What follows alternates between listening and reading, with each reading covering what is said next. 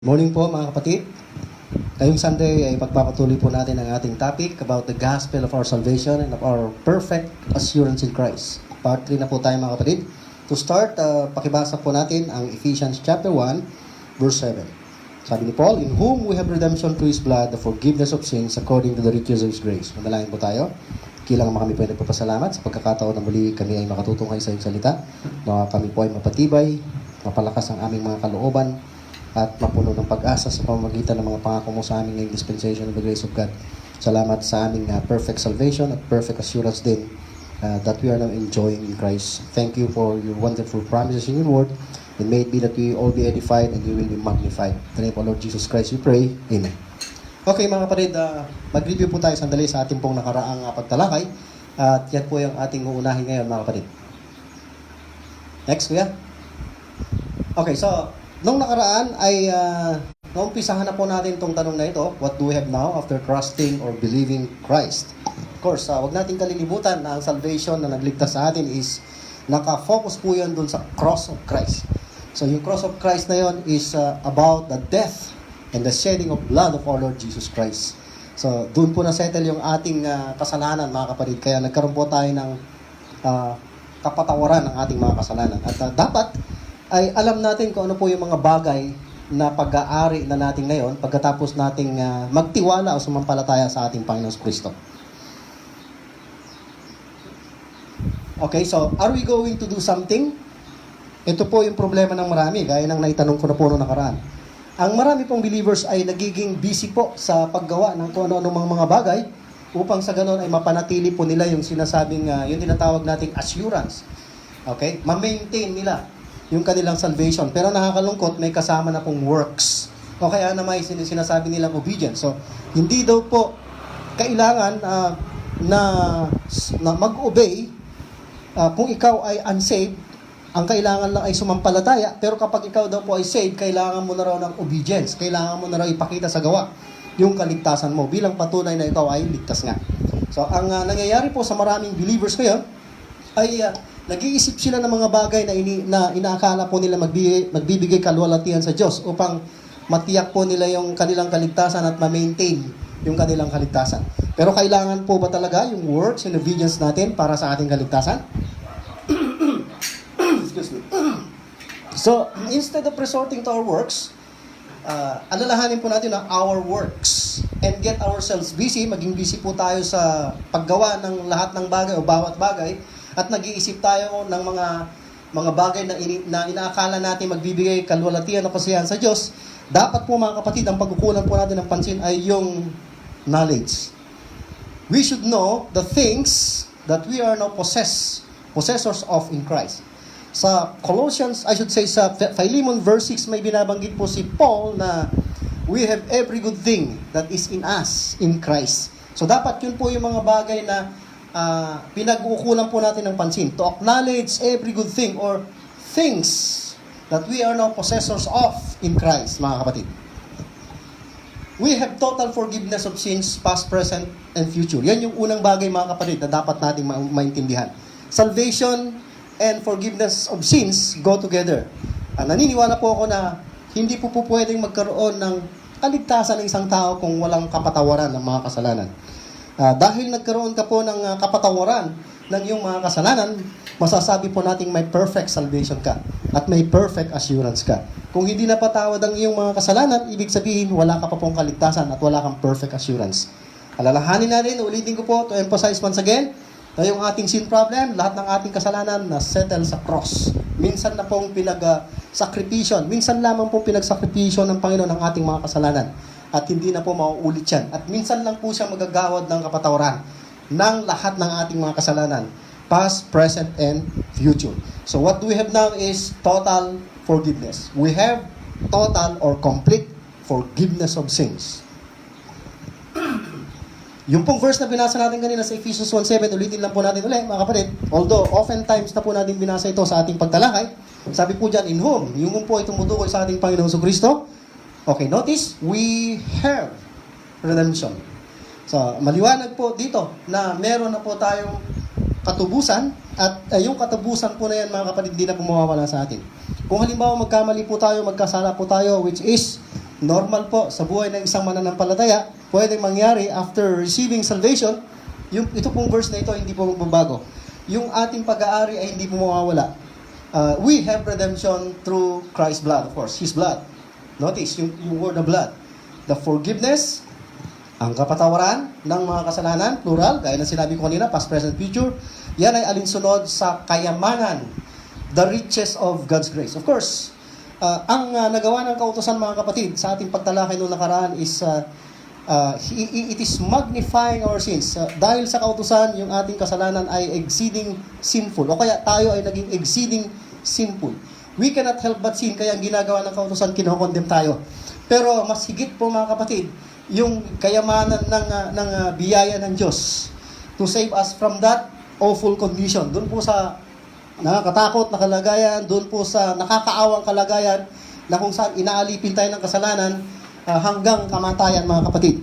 Mas nahigtan ng biyaya, mas higit na malayong dihamak ang kayamanan ng biyaya ng Diyos. Gaya ng sinasabi ni Paul sa Romans 5:20, where sin abounds through the law, of course, ayon sa context, may issue ng law. Sa book of Romans, tinatalakay po yan, grace did much more abound. Kaya, ang forgiveness po natin is according to the riches of God's grace. Okay, sa Ephesians chapter 4, hindi lamang po Ephesians 1:7 na nagsasabing we have forgiveness of sins. Dito rin po sa the same Ephesians na sinulat ni Paul, sa mga taga-Efeso, sabi niya, and be kind. Remember, ito po ay sulat na po ni Paul sa mga believers, sa mga na kay Kristo na po, sa mga may forgiveness of sins na. So bilang napatawad na, ang attitude po natin, na kung naintindihan po natin yung ating total forgiveness in Christ, be kind one to another. Ito po ay sa bawat miyembro ng body of Christ.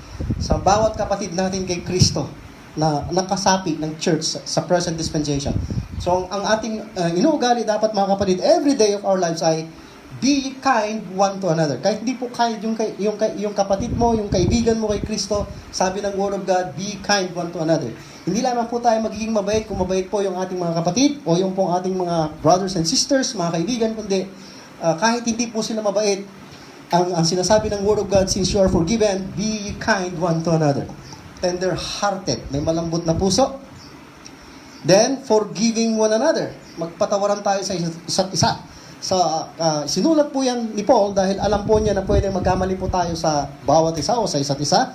Pwedeng ma-offend kayo sa akin, ma-offend ako sa inyo. Pwede makagawa ako ng kasalanan, but I have to remember this verse. We have to remember this verse. Dahil forgiven na tayo, dapat be kind, tender-hearted, forgiving one another.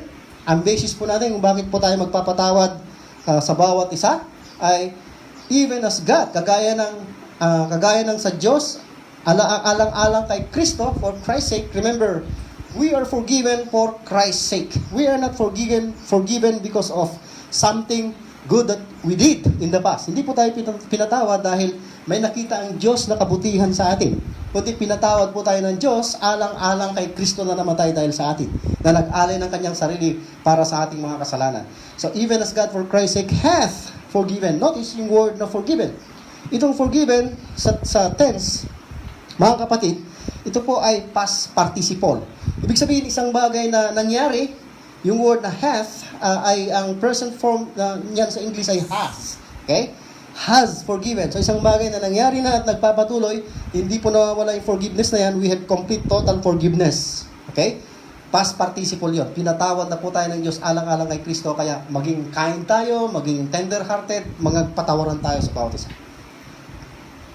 Okay, ganun din po ang sinasabi ng Colossians 1:14. Kung maalala po ninyo, Ephesians 1 at Colossians 1 ay parallel passages po yan, mga kapatid.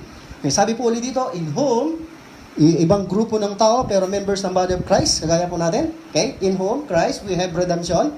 Still, nandun pa rin yung mga katagang we have redemption. Meron na po tayong katapusan ng lahat ng ating mga kasalanan. May full payment na po. Fully paid na po ang ating kasalanan. Wala na po tayong isa-settle na kasalanan dahil settled na lahat at the cross. Through His blood. Notice, nandiyan na naman po yung blood. Even, yung redemption, ayon sa verse na ito, ay kaparehas o kapareho ng even the forgiveness of sins. Plural na naman po, mga kapatid. Okay? Lahat ng kasalanan ng issue dyan. Okay, sa Colossians chapter 2 pa rin, the same epistle, verse 13, sabi niya, in you, mga believers, being dead, ito yung ating dating kalagayan, mga kapatid, bago po tayo naligtas, tayo po ay dead in your sins, and the uncircumcision of your flesh, we are uncircumcised spiritually. Okay, yung ating pong flesh ay hindi pa po cut off. Yung pa rin po yung namamayagpag, naging ibabaw sa atin. Pero time came when we believe na circumcised po tayo spiritually of your flesh. Okay? Hath He quickened, binuhay din po tayo together with Him, with our Lord Jesus Christ, having, notice, forgiven. Nasa past participle na naman po mga kapatid. Pinatawad, having forgiven you, ilang kasalanan or ilang paglabag? All trespasses. Wala pong itinira mga kapatid. Kung may natira ka pong trespasses, o kaya may natira kang kasalanan, single sin, you can't be saved. Or you can't be forgiven. At kailangan pang mamatay na naman muli ang Panginoong Kristo. Okay, so sa susunod na chapter ng Colossians pa rin, mga kapatid, halos lahat ng chapter sa Colossians, sa buong Colossians ay meron yung issue ng forgiveness. Pareho ng Ephesians 4:32, forbearing, magagbataan, magagpasanan ng bigat, something like that. O kaya mga tiisan. Tiisin mo, halimbawa yung pagkakamali ng isang kapatid mo kay Kristo. Forbearing one another and forgiving one another, mga patawaran. So, hindi po yan titigil mga kapatid. As long as we exist in this life, ang testimony pa natin as members of the church, the body of Christ, is forgive one another if any man have a quarrel. Kung merong away na namamagitan against any, even as Christ, notice, forgave. Ang tense naman po ay nasa past tense na po.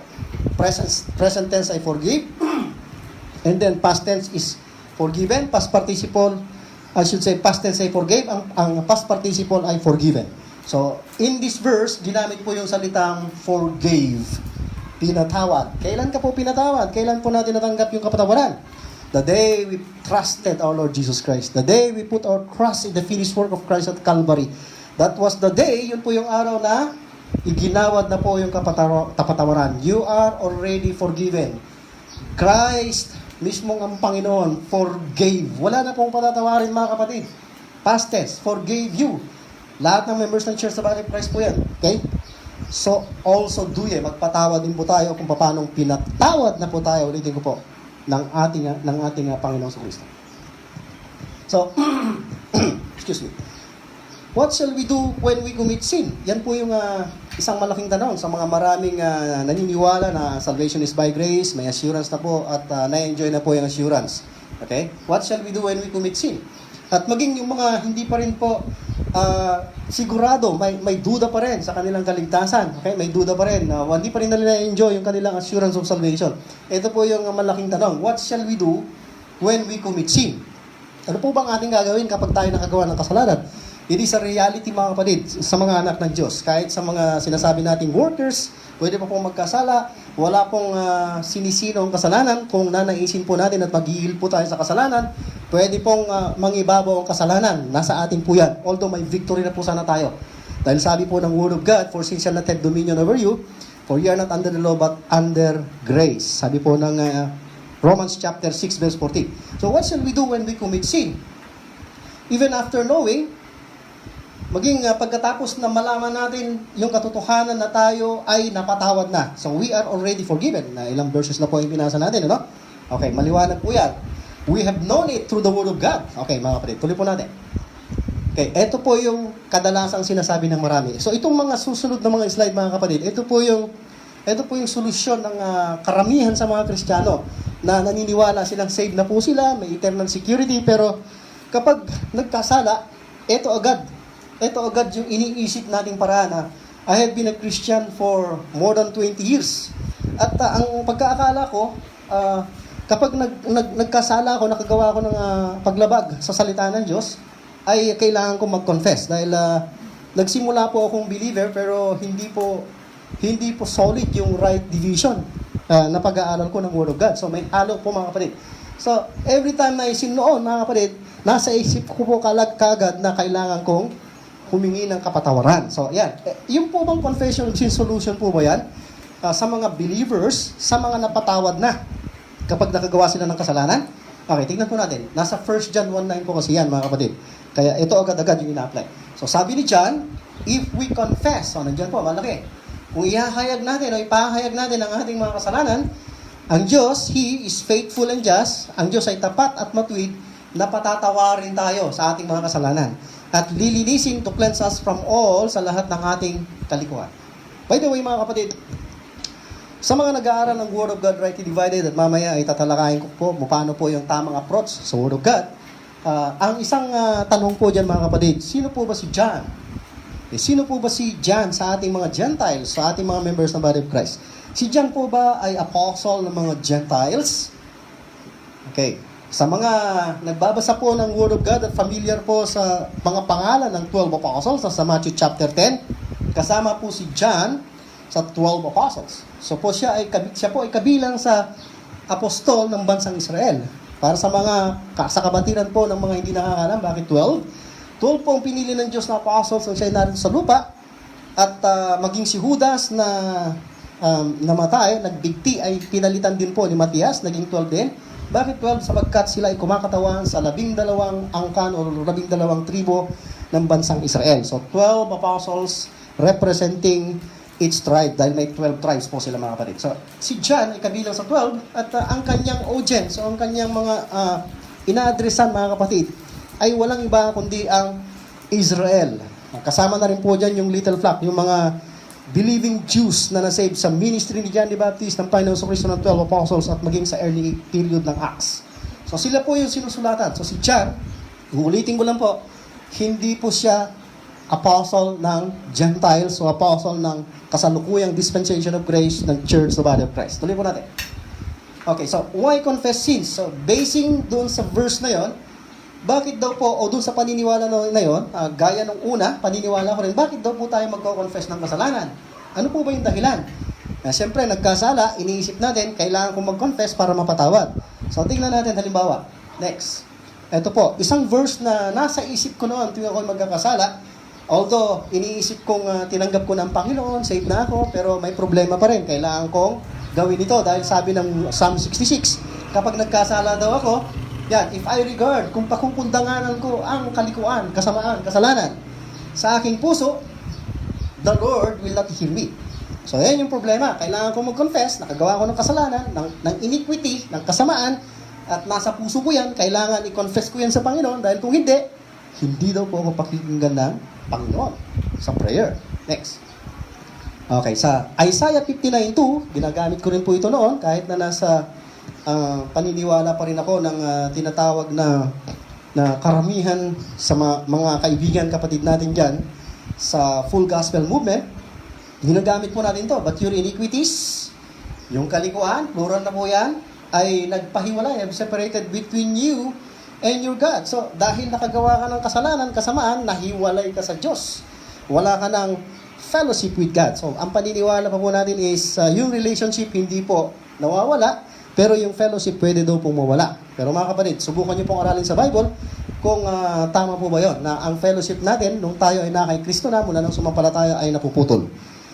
Doon po sa 1 Corinthians 1:9, sabi po ni Paul ay tinawag po tayo unto the fellowship of His Son, our Lord Jesus Christ.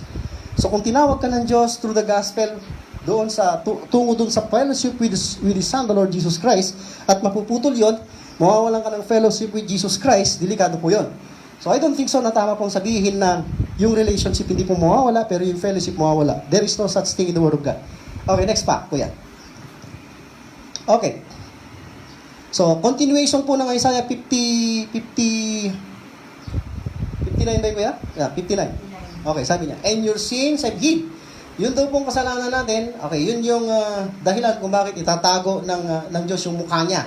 Have hid His face from you, that He will not hear you. So yan, parang Psalm 66 verse 18, na kung hindi mo i-confess yung kasalanan mo, nandyan lang yung kasalanan sa puso mo, hindi ihihiwalay ka niyan sa Diyos, at yung mukha ng Diyos, itatago ka niya. Hindi ka na niya, itatago niya sa'yo, mula sa'yo, at hindi ka niya pakikinggan. Ayan, yun ang magiging problema. Hadlang daw po yung kasalanan sa fellowship with God. Okay, ganun din po ang sinabi ng Panginoon. Ginagamit din po itong verse na ito. Puro mga proof text po ito. Ang tawag dyan, proof text. Pero hindi po natin kinonsider yung context. Actually, mas maganda po sana i-consider natin yung mga context kapag tayo po ay gumagamit ng verse.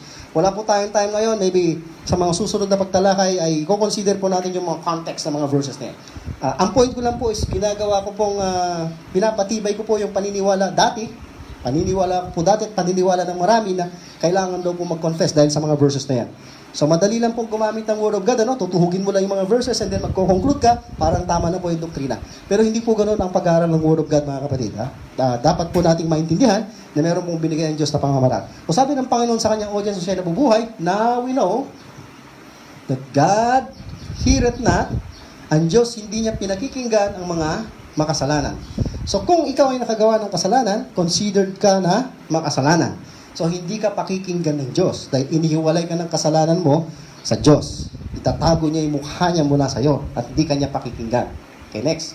So, but if any man be a worshiper of God and do what His will, Him heareth. So, yeah, kailangan mong sumamba sa Diyos and then gawin mo yung kalooban niya, may works na involved na, and then pakikinggan niya. Pagkatapos nun ay pakikinggan niya. So, kailangan mag-confess ka, may gagawin kang mga bagay na pantakip o kaya ay magme-make up ka sa nagawa mong mga kasalanan para pakinggan ka uli ng Diyos. Yan po yung mga punto. Okay, so isa pa na dahilan mga kapatid kung bakit kailangan mag-confess ay yung Holy Spirit po ay aalisin o tatanggalin mula sa atin. Kapag hindi ka nag-confess sa iyong mga kasalanan, malulungkot ang Holy Spirit, mapipigati, dahil dyan, aalis siya sa iyo. Yan din, may verse po nakalagay na ganyan. Tinuturo yan. Next, kuya. Pakibilisan mo ng konti. So, Psalm 51 verse 11, ito po ay salmo ni David. Ito po yung kanyang sinulat na salmo o awit pagkatapos po niya magkasala sa Diyos nung nakagawa po siya ng pakikiapid kay Bathsheba. After David committed adultery, okay? With Bathsheba, sabi niya. So, cast me not away from thy presence. So, nag-pray si David niyan, cast me not away from thy presence. Ayan, sabi niya, and take not. Huwag mong kukunin, aalisin yung Holy Spirit mo mula sa akin. So, dahil dyan sa sinabi ni David na yan, mga kapatid, ay kailangan po mag-confess tayo ng kasalanan. Gaya ginawa ni David noon na nagkasala siya. Nakagawa siya ng adultery, kaya ang ginawa niya, nag-confess siya upang hindi aalis yung Holy Spirit sa kanya. By the way, mga kapatid, wala po tayong time para pag-aralin, talakayin yung context niyan. In time past, mga kapatid sa bansang Israel, ang Holy Spirit po noon na hindi po permanently indwelling believers. Hindi po siya permanenteng nakatira sa bawat member o bawat mananampalatayang Hudyo sa bansang Israel. So, iba po yung dealing ng Diyos ngayon or ng Holy Spirit. So, there were times na ang Holy Spirit papasok o sasanib, pupuspusin niyang isang propeta o hari o man of God, pero hindi po siya permanentang umaalis. Pwedeng aalis, tumitira, kundi aalis din po siya. Kagaya ng nangyari dito kay David, sa pagkakasala niya, pwedeng ang Holy Spirit ay aalisin sa kanya at iiwan po siya. Nangyari din po yan doon kay Saulo, mga kapatid. Next. Okay, isa pa na dahilan kung bakit kailangan natin mag-confess ng ating mga kasalanan ay nakalagay sa slide na ito. The wages of sin is death. Sigurado po ako, alam natin kung saan matatagpuan yan. Romans chapter 6 verse 23. Ang kabayaran ng kasalanan ay kamatayan. Ang mga kabayaran, wages of sin, is death. Of course, yung death dyan, mga kapatid, hindi lang po physical. It's more than physical death. Meron pong everlasting destruction, meron pong second death na binabanggit po ang Word of God. So, yan po yung nakakatakot na kabayaran ng kasalanan, punishment ng kasalanan, death. Okay, next. Romans 6:23, for the wages of sin is death, but the gift of God is eternal life through Jesus Christ our Lord. Yan po yung verse. Okay, isa pa na dahilan, mga kapatid, maliban doon sa huli kanina, nakakatakot, kung hindi ka hihingin ng tawad, hindi ko po makakalimutan na tinuro po sa amin yan noon, kailangan bawat pagkakasala mo ay i-confess mo agad, dahil kapag hindi mo na i-confess, pwedeng ikamatay mo. Okay? Mamamatay ka and then mawawala yung salvation mo. Ayan. Wala na yung Holy Spirit, mawawala yung salvation mo, pag namatay ka, may impyerno ka na. Okay, so kailangan natin humingi ng tawad next dahil o kaya naman, kailangan natin mag-confess, o kaya naman ay magpatawad. Medyo nawala ako ng konti. Yung next na dahilan kung bakit kailangan natin humingi ng tawad sa Diyos ay kailangan naman ay gawaran tayo ng kapatawaran ng Diyos ay kailangan magpatawad po tayo. Tingnan natin. Sabi po ng slide na ito, forgive others so that God will forgive us too. So maliban dun sa magko-confess ka sa iyong mga kasalanan, maliban dun sa sasabihin mo yung mga pagkakamali mo sa Diyos, ikalulungkot mo yon, no? Pakikita mo talaga na gusto mong magbago, okay? Kailangang isagawa mo rin ito, magpatawad ka sa iba. Gaya ng, upang sa ganun ay patawarin ka rin ng Diyos. Ano pong verse yan? Nasa Matthew yan, mga kapatid. Okay, Matthew chapter 6, sabi niya, for if, pansin po ninyo yung salitang if, may kondisyon. Kung patatawa, ano naman ang itutugon ng Diyos? Your heavenly Father, ito'y of course, address ng Panginoon sa bansang Israel, your heavenly Father will also forgive you. So yan, yung kondisyon. Kung magpapatawad ka ng kasalanan o paglabag ng iba, patatawarin ka rin ng iba. Paano? Patatawarin ka rin ng Ama. Paano kung hindi ka magpatawad? Next verse ko yan. But if ye forgive not, yan yung kondisyon. Kung hindi ka magpapatawad, but if ye forgive not men their trespasses, neither, hindi ka rin patatawarin. Okay? Neither will your heavenly Father or your Father forgive your trespasses. Yun yung masaklap. So, ang prinsipyo is, kung magpapatawad ka ng kasalanan ng nagkasala sa iyo, patatawarin ka ng Ama. Kung hindi ka magpapatawad, hindi ka patatawarin ng Ama. So, yun yung kondisyon. So, kung may taong nakagawa ng kasalanan mo, kailangan patawarin mo agad dahil kung hindi ka patatawarin. At kung hindi ka napatawad, pupunta ka sa impyerno pag namatay ka. Ganun po yun, mga kapatid. Yan po yung mga verses na bumabagabag sa karamihan, mga kapatid. Kahit na sila ay nagkiklaim na pong mga mananampalataya. Conclusion, dun sa ating pong mga tinalakay, mga kapatid, about confession of sins. Ang conclusion po natin dyan is, ito pong confession of sins ay kailangan. So, conclusion of the above teaching, which is about the confession of sins. Next, kuya. Ito na po ang mangyayari. Ito po yung conclusion natin doon sa tinalakay. All our sins are not forgiven yet. So, ibig sabihin, kapag magko-confess ka at gagawin mo lahat yung mga sinasabi ng mga verses na binasa natin, ibig sabihin, hindi pa napatawad ang lahat nating kasalanan. Okay? We need to confess and ask forgiveness every time we sin, so that God will hear us upang pakinggan po tayo ng Diyos, no? At sasagutin yung ating mga panalangin. Yan po yung conclusion natin doon sa mga tinalakay natin. Next, yeah. If we will not confess, kung hindi naman tayo magpapahayag o magko-confess ng ating kasalanan, ang mangyayari is, mawawala. We will lose our salvation. Yan po yung aral na pinaniwalaan ko noong una. Okay? Nung una akong maging tinatawag na Kristiyano. Mawawala yung kaligtasan sapagkat ang kabayaran ng kasalanan ay kamatayan. Yun, yung nakakalungkot. Next. Ano ngayon yung malaking tanong?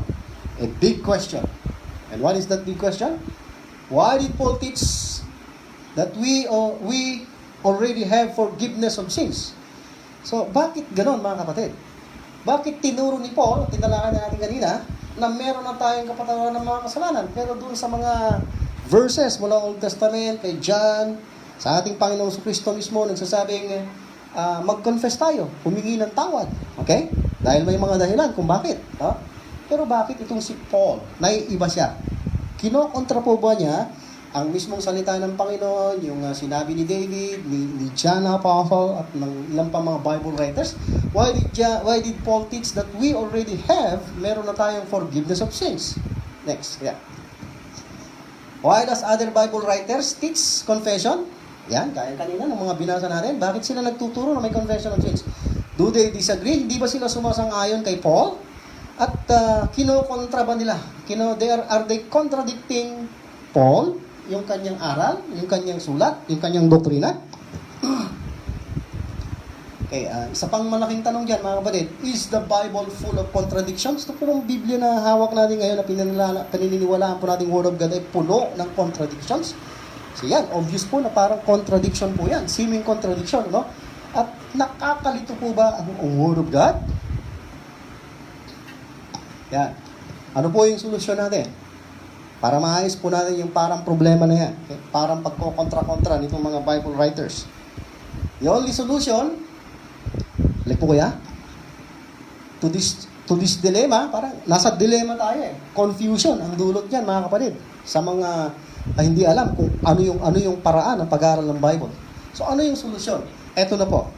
The need, yung pangangailangan na i-rightly divide i-divide ng tama. Yun po, no? Itong salita ng katotohanan.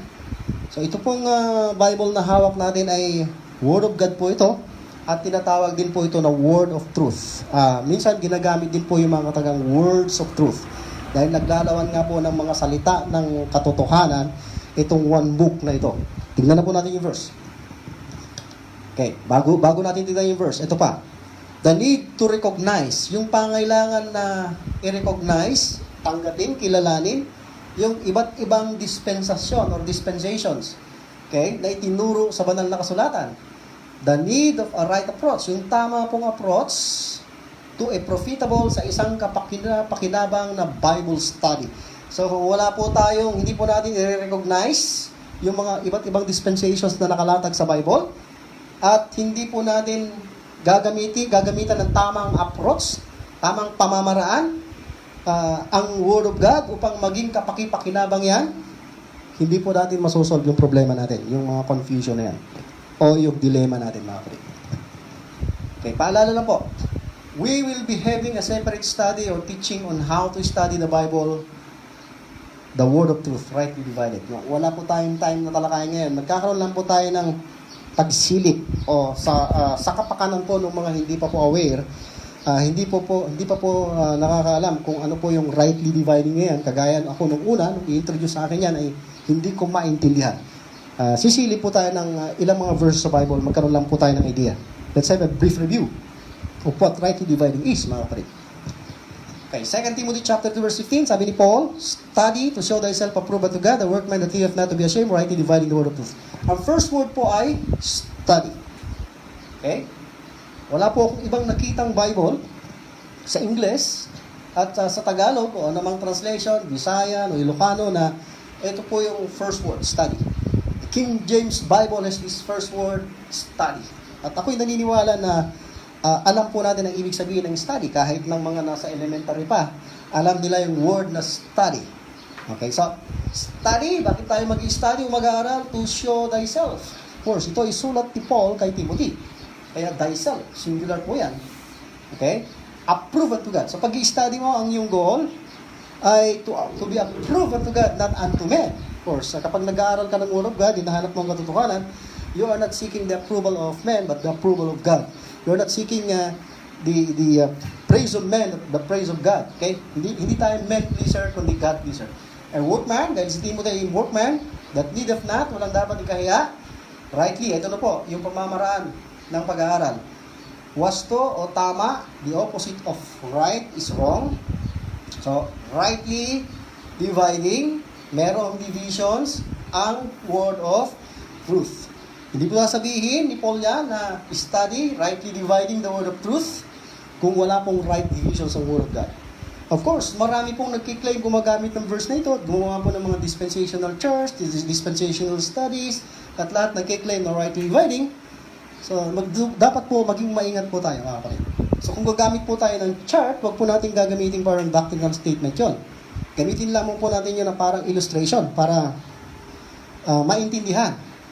Ang chart ay parang bintana lang yan upang makaintindi ng mas madali ang isang tagapakinig. Pero hindi dapat natin i-fix yung chart natin dahil ang chart, mga kapatid, ay I would say man-made pa rin po yan. So, ang rightly dividing the word of truth ay nasa word of God po yan. At I don't think so na kailangan po nating maging obsessed sa paggamit ng chart, no, mga kapatid. I'm sorry for using that word, no. I don't think na si Paul ay gumamit po ng chart sa kanyang pagtuturo, and yet naintindihan naman po ng kanyang mga tinuturuan kung ano ang ibig sabihin ng rightly dividing the word of truth. Next, yeah. So, dito sa Bible ay meron pong tinatawag na time pass. So, hindi po yan man-made expression. Tignan po natin sa Ephesians chapter 2, verse 11 and 12. Wherefore, si Paul po may sulat dyan, yung apostle natin, minister ng Church of the Body of Christ, remember something that we have to remember as Gentiles na wala sa atin in time past. Okay, sabi nga, that ye being in time past. Okay? Merong binabanggit na time past, period of time, Gentiles, dahil Gentiles po ang ina-addressan ni Paul, na member ng Body of Christ, mga taga-Epesos, Gentiles in the flesh who are called. Ang tawag daw po sa atin sa time past na yan, period na yan ng uncircumcision, by that which is called the circumcision. Ito pong circumcision, walang iba kundi po ang bansang Israel. Yan po yung mga lahi ni Abraham. Mula kay Abraham, dahil si Abraham pinagmulan ng circumcision. Sa Genesis chapter 17, inutusan na po siya na magpa-circumcise at lahat ng miyembro ng kanyang sambahayan at yung kanyang binhi, lahat ng nanggaling sa kanya ay circumcise. Kakaibang grupo ng mga tao, kakaibang bansa sa lahat ng mga Gentile nations sa buong mundo. So at that time, sa time pass, tayo po ay uncircumcised. Isang bansa lang po nagpa-practice ng circumcision, bansang Israel. Yung circumcision na yun ay in the flesh made by hands. So physical circumcision po yun, mga kapatid. So at that time pass pa rin po, ang Gentiles po sa time pass na yan ay walang Kristo, which is true. Tayo po ay mga aliens from the commonwealth of Israel. Hindi naman tayo kabahagi. Hindi po tayo citizens of Israel, nakagaya ng mga Hudyo, mga angkan ni Abraham. And strangers, stranghero tayo mula dun sa mga tipan, covenants, plural, o promise. Kung magbabasa po tayo ng Old Testament Scriptures, madami pong covenants ang Diyos sa bansang Israel. Isang bansa lang po kung saan ang Diyos ay nagkaroon ng mga covenants. May mga covenants of promise siya. At yan ay walang iba kundi ang Israel lang. Doon sa Genesis 12, may covenant ang Diyos kay Abraham, yung pinakaama ng Israel. Tinatawag, o pwede nating tawagin Abrahamic covenant yun. And then merong sumunod na covenant, isang malaking covenant din sa Exodus, during the time of Moses. Yun po yung Mosaic Law or law contract. Isa pong covenant din po yung mga kapatid, tinatawag po na Old Covenant or Old Testament. Okay? At and so forth. Meron pong Davidic covenant. Okay? It concerns about the throne and the kingdom. Yun namang land ay covenant ng Diyos kay Abraham yon, na kung saan doon itatatag ang kaharian na ipinangako naman ng Diyos kay David at sa kanyang binhi. So sila yung may mga covenants of promise, pero tayo mga Gentiles sa time pass na yan, sabi niya, strangers tayo mula sa mga covenants na yan. Wala tayong pag-asa, wala rin tayong Diyos. Meron tayong mga Diyos-Diyosan, pero yung tunay na Diyos, hindi natin kilala. In the world. Yan yung kalagayan natin in time pass. So, madali lang pong i-determine o malaman yan sa Bible kung saan yung period of time na yan. So, magbabasa ka ng Bible, titignan mo, time pass ba ito o hindi? Itong verse na binabasa ko. Ito po ba ay sa akin, nauukol sa akin bilang gentil o hindi? O bilang member ng body of Christ? Titignan mo yung verse, titignan mo yung context. Okay? So, tandaan mo, may time pass na kung saan ganyan ang kalagayan natin mga Gentiles dyan sa Bible. Kasama yan sa right division ng word of truth. Next, kuya. So, meron din tinatawag na but now. Contrast. Pagsalitang but, contrast po yan doon sa time pass. Period. Na kung saan tayo mga uncircumcision ng mga Gentiles ay kakaiba doon sa kalagayan, kaiba doon sa kalagayan ng mga circumcision o ng Israel as a nation. So, may but now. Contrast. Kabaliktaran. Okay? Subalit ngayon. Next kuya. Yan. So, verse 13. But now, ang kausap pa rin, mga Gentiles sa kagaya natin, in Christ Jesus. So, ibang panahon na po ito. Itong now na ito, ibang period of time. Okay? Ye, mga Gentiles, who sometimes, yung sometimes ay sa time pass, where, ano daw ang kalagayan natin, maliban doon sa binanggit kanina sa verse 12 kanina, na strangers from the covenants of promise, aliens from the commonwealth of Israel, without God, without hope, without Christ. Sabi pa dito, far off, malayo. Subalit ngayon, sa time pass, far off, subalit ngayon ay ginawang malapit. Made nigh. By what? By the blood of Christ. Ito po yung paraan, yung means kung bakit napalapit po tayo sa Diyos. By the blood of Christ. Sa pamamagitan ng dugo ng Panginoong Kristo. Siyempre, nangyari yan sa Calvary. Yung siya'y namatay doon. And He shed His blood. Okay? It's true that blood of Christ na tayo'y napalapit ng mga Gentiles. So, hindi pwede mga kapatid na before the shedding of the blood of Jesus Christ ay malapit na mga Gentiles. Malayo pa rin po tayo. At hindi rin pwede na at that moment na namatay si Jesus Christ sa cross ay napalapit na po agad ang mga Gentiles. No, mga kapatid. Wala po tayong mababasa if we trace historically from the Word of God na may Gentiles na po na saved from the cross onwards. May mga Gentiles na po na saved sa ministry ni Paul at ginamit po yung blood of Christ or yung preaching of the cross, yun po yung naging means para mapalapit tayo mga Gentiles na members ng body of Christ ngayon. Next week. So, meron din binabagit sa Bible na to come. Okay, remember, meron po kaninang time pass, meron pong now, at may to come. Meron pong past, now, present, meron pong future. Okay, so kung yung time pass, ang issue mga tao doon ay ang bansang Israel. Hindi po tayo issue doon. Sa now, naging issue na po ang Gentiles. Dahil far off, pero naging malapit. Itong tukam, sino po ang issue? Tuloy po natin. Okay, sa Colossians chapter 2 verse 16 and 17 sabi ni Paul, "Let no man therefore judge you in any meat or in drink or in respect of an holiday or of the new moon or of the Sabbath days." Ito mo binanggit dito mga kapatid, meat.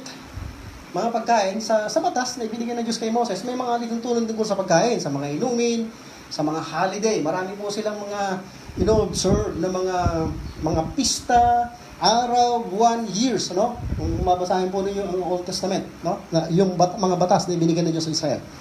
New moon, meron po yan. Sabbath days, ayan, nag-observe sila niyan. Sabado, napakahalaga sa kanila yan. Hindi pwede magtrabaho sa araw na yan. May Sabbath years pa na in-observe. Yan lahat ay, itong mga binanggit na naturan ay yung mga lituntunan ng Diyos under the law. Okay? Under the law. At yung law na yon ay binigay sa bansang Israel through Moses ay isang dispensation yon, isang pamamaraan o isang dealing.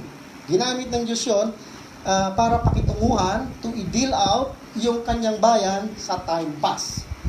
Take note ito pong law na ito, hindi po inia-apply o na-apply sa lahat ng Gentiles.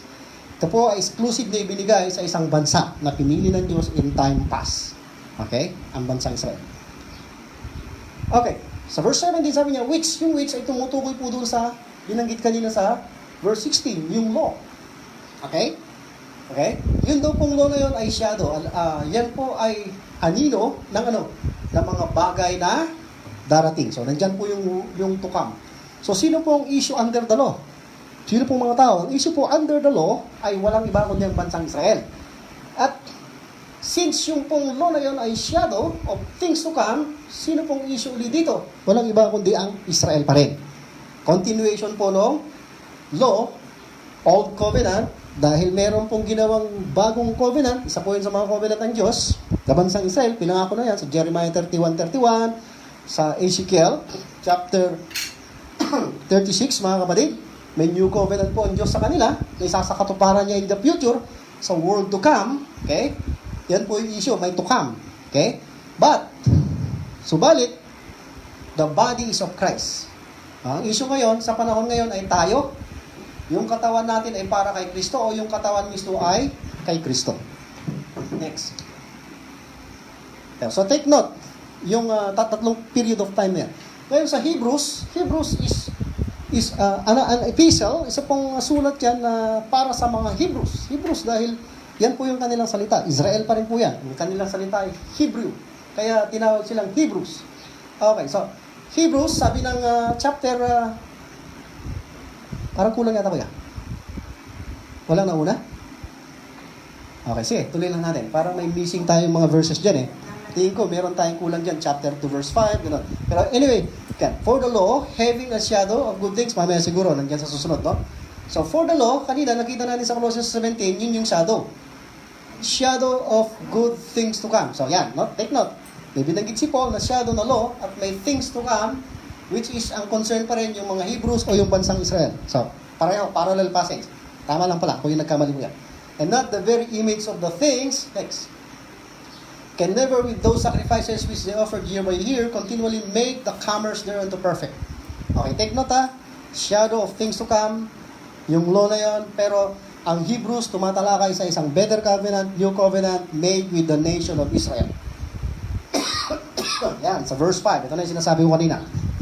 For unto the angels hath he not put in subjection the world to come.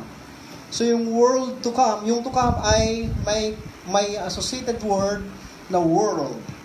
World to come, whereof we speak. Okay, pupunta ka po sa Matthew, yung world nila noon ay tinatawag na this world, sa Matthew chapter 12, pero merong world to come. So yung world na yon, during the time of Lord Jesus Christ and the apostles, ay magtatapos, may prediction na po ang Panginoon, sa ending ng world na yon, at naghihintay sila sa world to come. Bagong mundo, yan ay mangyayari sa pagdating ng ating Panginoong Kristo. So yan, may world to come, whereof we speak. Next, please. Yan, 6.5 pa rin, and have tasted the good word of God. Ito ay Ito yung, ang tinutukoy dito yung mga Jews sa Matthew, Mark, Luke, and John, nakatikim sila ng Word of God at ng kapangyarihan dahil maraming milagro ang ginawa ng Panginoong Kristo at ng mga apostles doon sa kanila. Magbabasa ka ng Matthew, Mark, Luke, and John, ang issue ng Israel. Okay?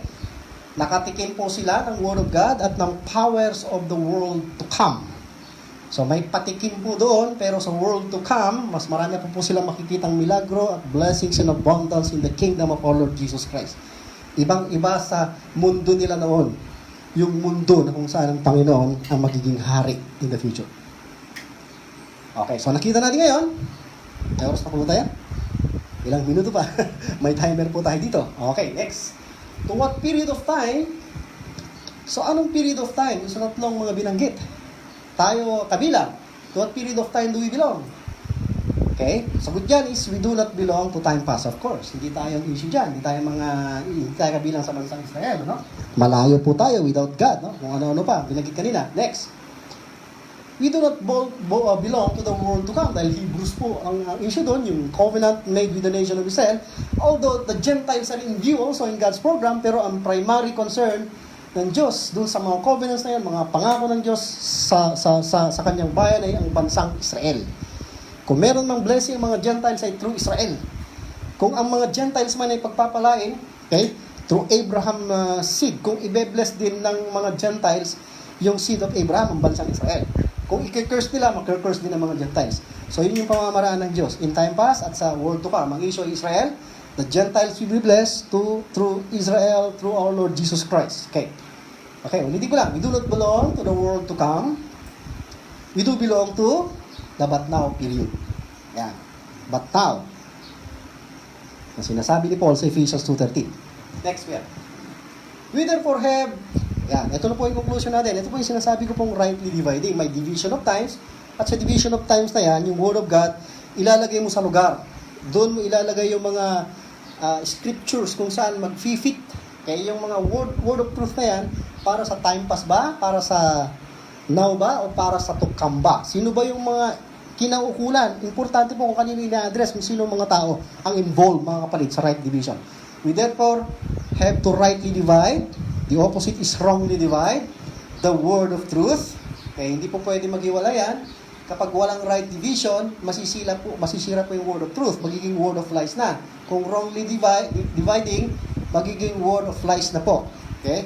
Si Satan, may Bible din po siya ngayon. Puro kasinungalingan. Parang word of God, pero hindi totoo. Peke. Counterfeit. Okay?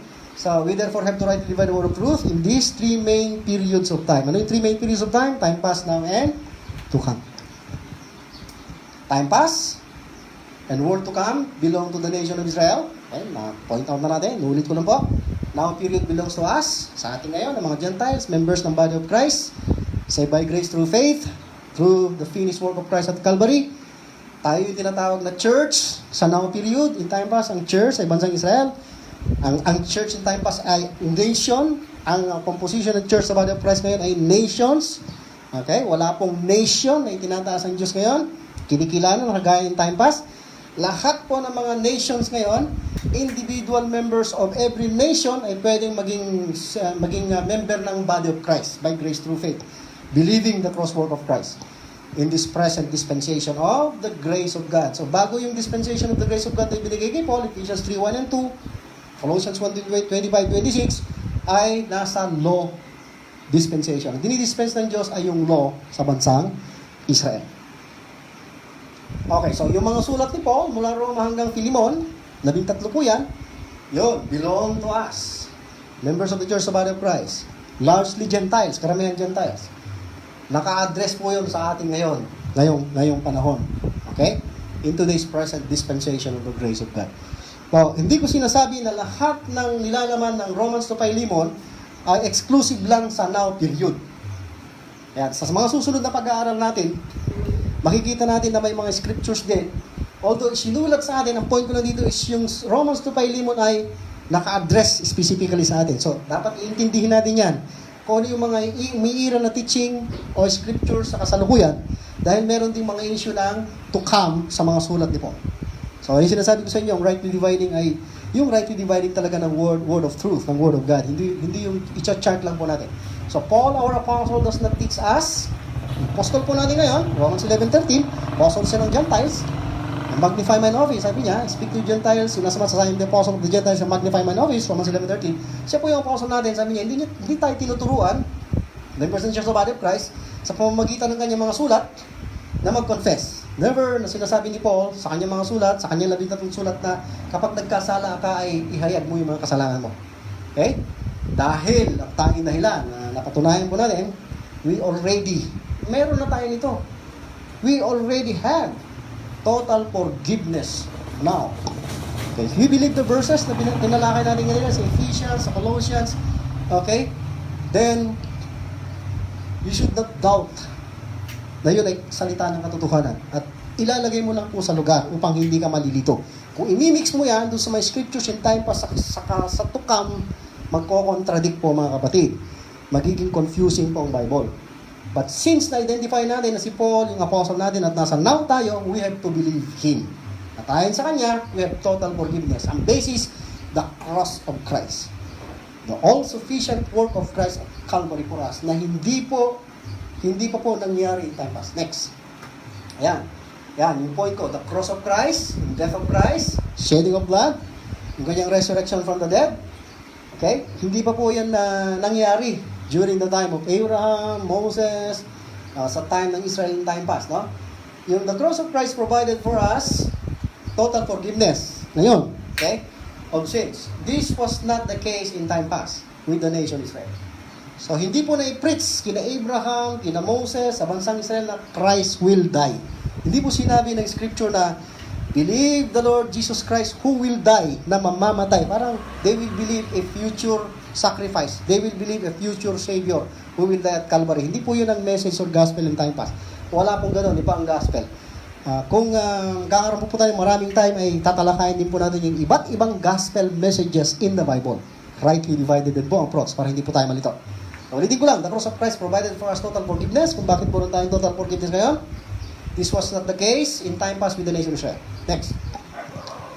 Why Israel in time past need to confess sins? Bakit nga ba ang Israel sa nakaraang panahon ay kailangang humingi ng tawad? Meron na tayong sagot dun sa mga tinalakay natin. Next. Kuya, question. Dahil there was no provision for total forgiveness, wala kasing provision, walang itinustos na para sa total forgiveness, complete forgiveness of sins for them, na kagaya ng sa atin ngayon. Yan. Kaya mahalaga yung ma-determine mo kung saang panahon ka. Okay? Christ did not die yet. His sufferings for sin, for Israel, has to come yet. Okay? In time past. Okay? Yan ay prophesied sa Isaiah 53. If you're going to read the whole chapter of Isaiah 53, it is prophesying about the coming sacrifice of the Lord Jesus Christ for the nation Israel. Sa kanila muna ina-apply. But later, merong secret nini-reveal kay Paul, apply din pala sa mga Gentiles. Pero sa ibang period of time, mga application, not through Israel's rise. Nasa Psalm 22 din po yan. Malapit na po tayo matapos, mga kapatid. Israel was under the law in time past. Okay? Sana po, naintindihan natin mabuti yan. Ano? Sa time past, sila ay nasa ilalim ng kautusan. Sila, nation of Israel, ay yung mga tinatawag na covenanted people. But covenanted? Based from the word covenant. Yung mga taong may tipan ng mga pangako ng Diyos. Binagit ko na yung mga tipan kanina ng Diyos sa kanila. Kaya tinatawag silang God's covenanted people. Hindi po ganyan ang kalagayan ng mga Gentiles. Wala pong covenant ang Diyos. Okay? Pero interesting na naging mapagbiyaya ang Diyos sa atin dahil may bagong revelation na binigay kay Paul. So sila yung God's covenanted people. God was dealing with them through the law. So may nagdi-dispense ang Diyos at ang pakikitungo ng Diyos sa kanila ay sa pamamagitan ng kautusan na ibinigay sa kanila. Sa pamamagitan ni Moses, tinatawag din po yung Mosaic Covenant or Mosaic Law. Israel was living under the if-then system of the law in time past. Yan. Kaya lang, mukhang mauubusan po tayo ng time. Itutuloy po natin sa susunod yan hanggang siguro mga 3 minutes na lang. Try natin hanggang 3 minutes na lang, and then next Sunday para hindi naman po masyadong karaming sa oras, mga kapatid. Okay. Israel was living under the if-then system, sa under the law. Under the law, may if at saka then system. Makikita natin yan, mga kapatid. Hindi po ito isang man-made na expression. Okay. May sistema po talagang gano'n. Halimbawa, Exodus 19:5. Yan. Naka-address po yan sa bansang Israel. Si Moses ang may sulat. At nakipag-usap na po ang Diyos kay Moses dito sa Mount Sinai. Now therefore, ito yung salita ng Diyos through Moses para sa bansang Israel. If, nakita po ninyo yung salitang if, ye, nation Israel po yan ha. Okay, may kondisyon. If you will obey my voice. Ito pong voice, ito yung mga sasalitain niya, yung tinig niya. Of course, may words dyan at isusulat ni Moses yan sa isang book. Yun yung law. Okay? If you obey my voice indeed, and keep, iingatan ninyo ang aking tipan. Yan, covenant. Okay? Tipan ng pangako. Yung kautusan po yun ay binigay ng Diyos kay Moses. Then, so napansin nyo, if you will obey, then you shall be a peculiar, very special treasure. Okay? Unto me, sa akin, sabi ng Diyos. Bansang Israel po yan ha. Above all, na mataas sa lahat ng tao, all nations, for all the earth is mine. Yan yung promise ng Diyos. Pero may kondisyon, if. Okay? May kondisyon. Saka pa lang magiging ganyan, then, yan, kung susunod sila. Israel entered into a covenant. So, sumang-ayon ng Israel dyan. Nagkaroon sila ng pakikipagtipan sa Diyos. So, Israel entered into a covenant, or agreement, or contract, sabihin po natin gano'n, with God. They agreed. Sumang-ayon po sila, nasusunod sila sa mga utos o kautusan ng Diyos na ibinigay niya kay Moses para sa kanila. Next, kuya. Yan. Ayan na po, yung agreement. Ilang minuto na lang, 2 minutes. Sabi po ng Exodus 24:4-7, di ko na po babasahin lahat. Yung buong context, pero ito yung sinasabi ng mga verses na yan, and Moses wrote all. So, yung sinabi ng Diyos, sinalita niya ng mga batas, para sa Israel, sinulat na po yan, yung mga words niyan of the Lord. Okay? And rose up early in the morning and builded an altar under the hill and 12 pillars. So, gumawa siya ng altar. Okay? May 12 pillars. According to, bakit 12? Kasi 12 tribes of Israel. Take note sinulat na po ni Moses yung words of the Lord. Next. And he sent young men of the children of Israel which offered burnt offerings. Meron pang mga offerings yan, ayon sa batas yan, ayon sa kautusan. Mga animal sacrifices and sacrifice peace offerings of oxen unto the Lord. Bakahan o baka. Mga baka, oxen. Next. And Moses took half of the blood. So merong pagbububo ng dugo, mga kapatid. Upang ratification ng Old Covenant, ng covenant ng Diyos na yon, yung Mosaic Covenant na yon, ratified with blood, animal blood. And put it in basins, and half of the blood is sprinkled on the altar. Next. And it took the book of the covenant. Yun, doon nakasulat Naging book na po, mga kapatid. Nasa written na po. Yung sa Exodus 19, words pa lang yun. Verbal. Pero ito, yung words nakasulat na sa libro. Okay, so, ibig sabihin po na yan, legal na po yan. Naka-black and white na po. Nakasulat na po yun. And read, sabi niya, and read in the audience, in the audience of the people, Israelian, and they said, anong sabi ng Israel? Yan na yung tipan, yung agreement. All lahat na nakasulat dyan sa aklat na yan. That the Lord has said, we will, lakas ng loob, we will do, and be obedient. Okay? Kinaya kaya? Hindi po yan topic natin. Ito po, alam din po nila, inulit po yan, dun sa Leviticus, dun sa Deuteronomy. At ito yung nakalagay sa Leviticus 26. Address pa rin sa kanila yan. He walk in my, if na naman, ye, Israel, statutes, and keep my commandments, mga kautusan o yung mga batas. And do, gagawin sila, yung mga batas, statutes, commandments. Then, nandiyan na naman yun then. Yan yung sistema, if then, I will give you rain. So, may blessing, may ulan. Yan. Wala po tayong time masyado ngayon. Basahin ko lang muna. In due season and the land. Bakit may land? Importante po yung land. Hindi po yan Pilipinas, hindi po yan Amerika, hindi Japan, China, kung ano pang land. Okay? Ang land dyan ay yung land na ipinangako way back to Abraham's time, land of Canaan. Okay? Okay, sa bansang Israel, shall yield their increase yung land, pagpapalain. The trees of the field shall yield their fruit. Next. Pero ito yung nakakatakot. Hindi ko na po binasa lahat. On the other hand, kapag sila susunod, blessings. Pero kapag hindi, what if ye will not hearken? Hindi sila makikinig doon sa tinig ng Diyos, doon sa nakasulat na sa libro. Okay? Hindi makikinig sa Kanya. And they will not do all, hindi nila gagawin. Sabi nila kanina, we will do all. Pero pag hindi nila ginawa yun, these commandments, what will happen? And if ye will not, yet for all this hearken unto me, then, nandiyan na naman, ano naman ang gagawin ng Diyos? Yun yung nakakatakot. I will punish you. May punishment po mga kapatid. Okay? 7 times more for your sins. May time pa po ba? Kung wala na po tayong time. Pero ilang verse pa ba yan, kuya? So ito po yon, the provisions of blessings, yung itutustos ng Diyos na blessings, of course yung blessings nila ay material. Okay? Physical. Okay, hindi lang blessings. Blessings kung susunod. Kung hindi, cursings. May cursed. Or kaya punishments. Marami yan, mga kapatid, kung babasahin mo yung buong context. Ito po yung physical in nature.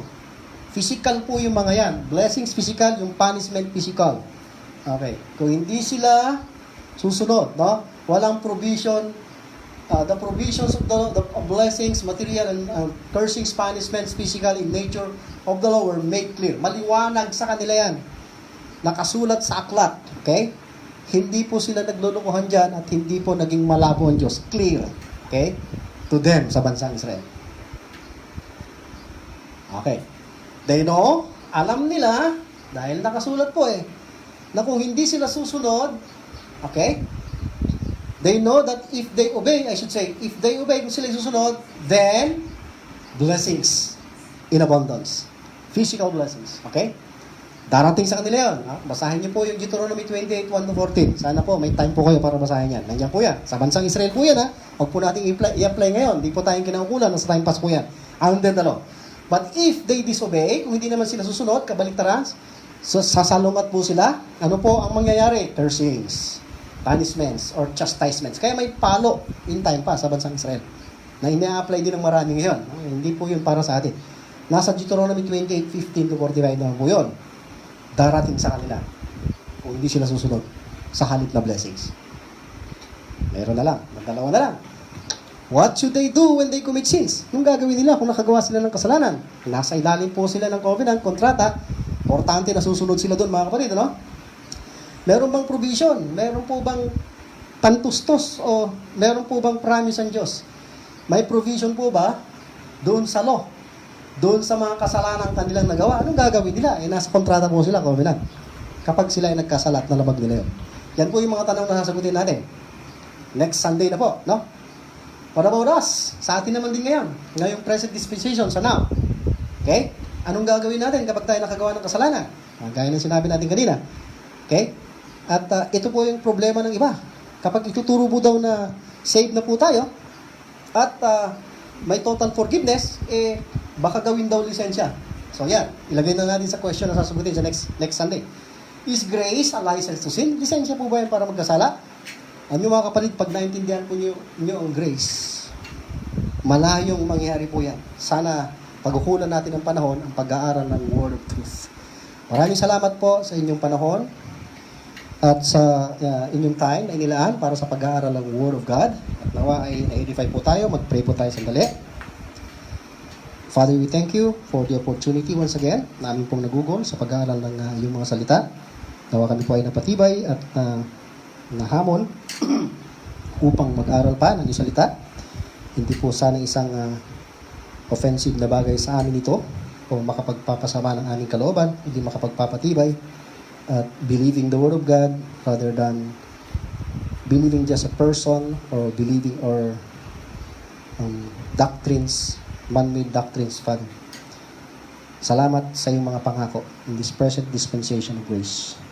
We give you the glory and honor in the name of our Lord and Savior Jesus Christ. Amen. Grace and peace to everyone.